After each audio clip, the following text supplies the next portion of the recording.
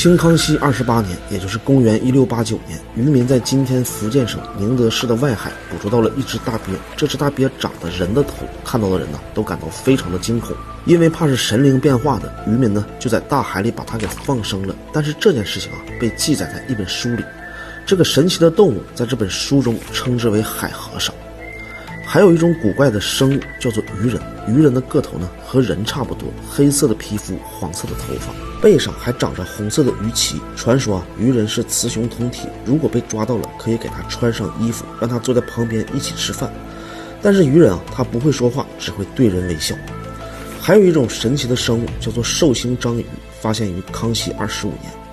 在今天上海的金山那一带，渔民抓到了一只大章鱼，别的章鱼有8条腿，但是这只章鱼呢只有2条腿，而最奇怪的是它长了一颗寿星头，双目还炯炯有神。当时有数千人围观点赞了这只章鱼，因为它长得像老寿星，所以呢又把它放回了大海中。以上这些事儿说的有鼻子有眼，有时间有地点，还有群众证明，让人分不清真假。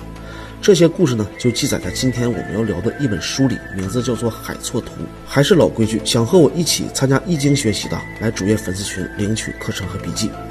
海错图中的错字是错综复杂的意思，是中国古代唯一一本介绍海洋里纷繁复杂众多生物的书。作者呢叫做聂璜，他大概出生于1640年，他主要生活在康熙年间。这个聂璜是何许人也呢？也许查遍古籍也不知道，因为他从来没有入仕当过官，终其一生他都是一个小人物。然而我们可以从海错图中找到有关他生活的只言片语，从而对这个人有个大概的了解。聂璜是浙江杭州人，他早年随父亲住在福建的宁德，后来又客居在浙江的台州和温州20年之久。因为常年生活在海边，所以呢有机会近距离的观察海洋生物。他在1687年康熙26年的时候完成了谢谱30种，也就是说呢，他最开始是画螃蟹的，然后一发不可收拾。从螃蟹到所有的海洋生物，只要是见到的、听说的，他都记载了下来。但是海错图里他还记载了哪些未知的生物呢？我们下一期再见。北极幽都它真的存在吗？传说在远古的山海经时代，在最北边的大海里有一个地方叫做幽都，这是一座记忆中的城市。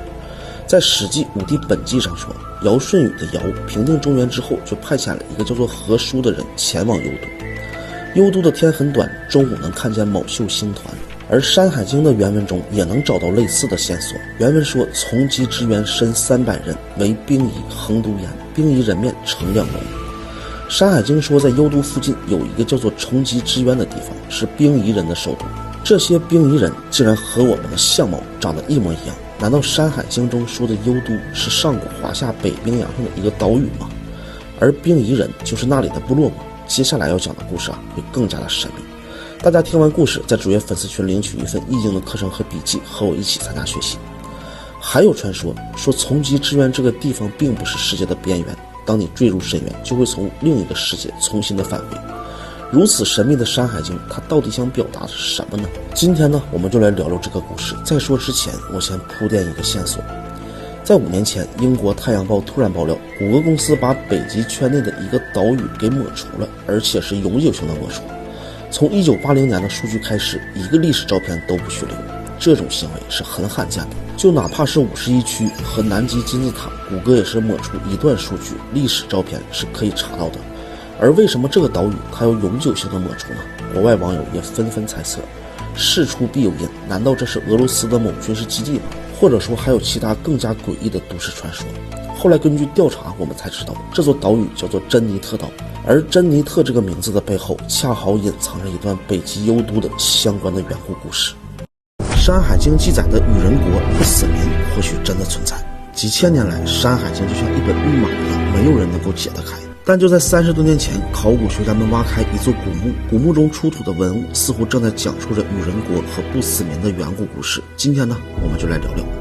还是老规矩，想从基础开始学习易经的，来主页粉丝群领取课程和笔记。时间我们暂且回到1983年，这个时候广州城内的象岗山施工队无意间发现了一处古墓。当时有本地的方士人就说这个地界曾经是秦始皇派人来寻找不死之药的地方，因此这里的墓主人必定是秦朝人。我们时间线暂且回到秦朝，这个时候的秦朝刚刚完成统一，但是秦始皇他并不安心。因为北边还有匈奴，南边还有百越，这都对当时的秦国有着很大的威胁。于是秦始皇便决定派公子扶苏和大将蒙恬去北边修筑长城，驻守匈奴，南边呢就交给突厥，他带领50万大军开凿运河，攻灭百越。但是突厥身边还有一个20多岁的年轻人，叫做赵佗，这正是秦始皇安排在突厥身边的人。他有2个任务，一个是帮秦始皇盯着突厥的军事行动，二是帮秦始皇寻找长生不死之药。后来这个赵佗还代替突厥当上了南下秦军的统帅。再后来刘邦、项羽攻入了咸阳，秦朝瓦解。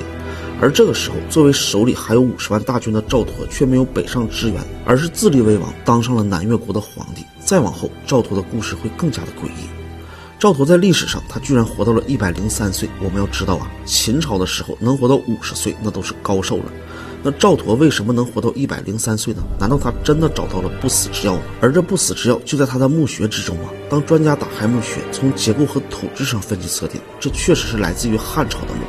当然了，汉朝时期广州这个地方正是南越国存在的时期。但是南越国它一共经历了5个皇帝：赵佗、赵胡、赵婴齐、赵兴还有赵建德。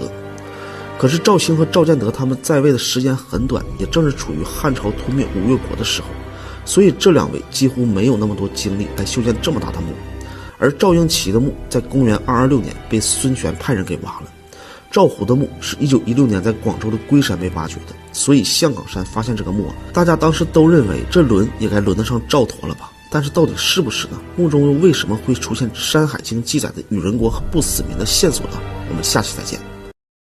我们来看这张图，这是人类发现史前遗迹的壁画，并且在很遥远的17000年前。17000年前，这是什么概念？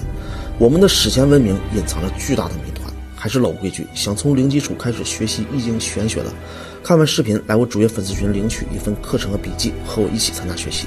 当大家认为苏美尔人是最早人类文明的时候，这个问题出现了。我们时间暂且回到1940年9月12日，在法国的多尔多，一个少年正在和他的爱犬玩耍，他的狗突然进到一个山洞里。这个少年呢，便找来了3个朋友进入了这个山洞。一开始还以为是找到了通往传说中的克拉斯庄园的密道，后来才发现这是一个史前的遗迹，因为这个洞穴中有大大小小600多幅不同的壁画。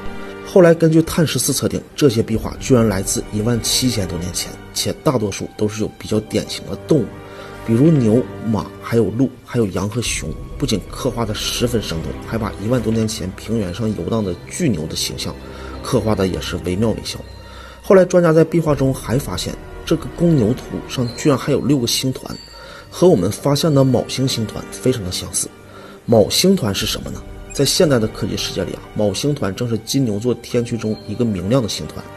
而这个来自于17000年前的壁画，竟然和今天科技所看到金牛座的形体外观极其的相似。还有绘制于这个洞穴左侧的独角兽，也被认为是今天的摩羯座，有着很大的关联。如果真的是这样，那就说明我们的史前文明非常的丰富，并且在很久远时期的古人类就已经对天体研究得很透彻了。